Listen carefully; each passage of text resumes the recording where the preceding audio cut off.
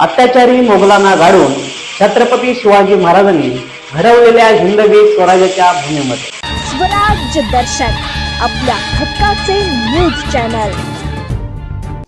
नागोठणे गणात मोठा ट्विस्ट, ठाकरे शिंदे युती तर किशोर जैन अजित पवार गटात।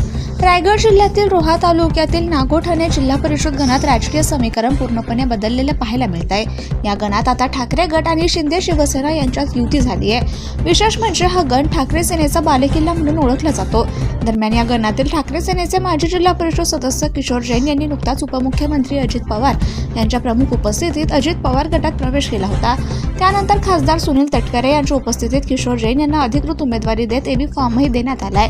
एकीकडे ठाकरे शिंदे युती तर दुसरीकडे अजित पवार गटाची एंट्री, त्यामुळे नागोठणे गणाची लढत अधिकच रंगतदार झाली आहे। आता या जागेवर नेमका विजय कोणाचा होतो हे पाहणं औचित्याचं ठरणार आहे। प्रतिनिधी सुदर्शन कोटकर। आज आपण उमेदवारी अर्ज भरलेला आहे आणि विशेष म्हणजे जो हा गण आहे तो उबाटाचा हा बालेकिल्ला आहे आणि त्याच्या उबाटामधून देखील आपल्याला आता पाठिंबा मिळाला आहे। काय सांगाल? आम्ही पहिले म्हणून आम्ही शिवसेना म्हणून आम्ही एक काम करतो आणि शिवसेना म्हणून आम्ही काम करताना रायगड जिल्ह्यामध्ये आपल्या नागोठण्या विभागामध्ये गट नंबर 39 मध्ये आम्ही उबाटा असो नाहीतर शिंदे गट असो असा आम्ही कुठलाच भेदभाव मानला नव्हता आणि त्या एकोब्याने आम्ही ही सीट लढवण्याचा आम्ही प्रयत्न करत आहोत। एकंदरीत जाहीर पाठिंबा तुम्हाला आता ठाकरे गटाचा मिळाला आहे, याचा तुम्हाला कसा फायदा होऊ शकतो?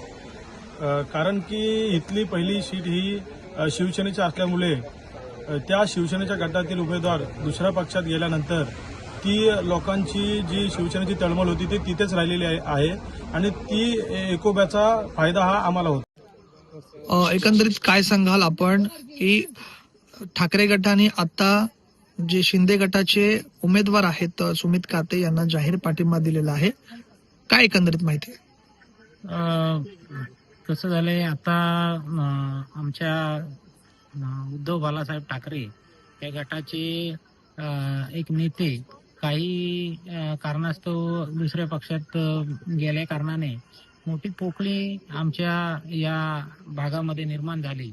परंतु नेता गेला तर शिवसैनिक कोठेही जात नाही, त्या भूमिकेला साजेशी भूमिका म्हणून आम्ही या ठिकाणी उत्तम नेतृत्व असलेले सुमितजी काते यांच्या मार्गदर्शनाखाली व त्यांच्या खांद्याला खांदा लावून लढण्याचं शिवसैनिकांनी यापुढे निर्णय घेतला आहे, निर्धार केलेला आहे आणि पंचायत समिती गणातील दोन्ही सीट या उद्धव बाळासाहेब पक्षातर्फे लढवण्याचं सुद्धा आम्ही ठरवलेलं आहे।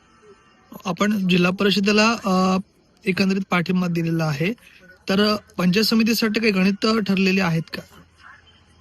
गणित तशी काय शिवसैनिकांना ठरवण्याची आवश्यकता नसते, कारण शिवसैनिक हा करवट असतो आणि या जिल्हा परिषद गणामध्ये यापूर्वी सुद्धा इतिहास आहे की शिवसैनिकांनी ज्या ज्या वेळेला आपली भूमिका स्पष्ट केले त्या त्या वेळेला विजय हा खेचून आणलेला आहे।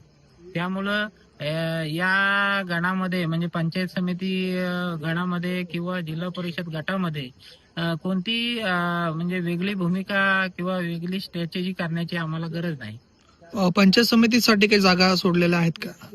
पंचायत समितीचा सध्या आमचा फॉर्म्युला ठरलेला आहे, काही दिवसात तो स्पष्ट होईल। मित्र पक्षासोबत सुद्धा चर्चा चालू आहे, या संदर्भात योग्य वेळी योग्य निर्णय घेतला जाईल। स्वराज्य दर्शन आपल्या हक्काचे न्यूज चॅनल।